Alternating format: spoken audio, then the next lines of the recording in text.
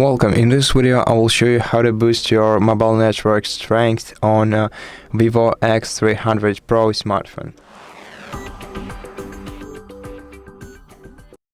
The easiest way to refresh your network connection is by toggling the airplane mode on and then off again in your quick settings menu or control center, control panel, however you like to call it. Also, if this doesn't help you, try to move to an area with better coverage. So it's a more open area.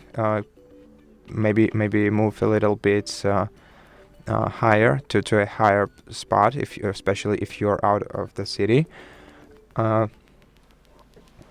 Also, go to settings and go to mobile network and open your SIM settings and enable Wi-Fi calling.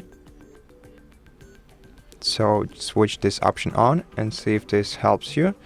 And if it doesn't, you can also try to change the network mode from 5G to LTE, as LTE has better coverage than 5G.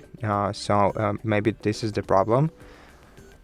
And or maybe if you have 4G enabled, try to change to 5G. This might also help.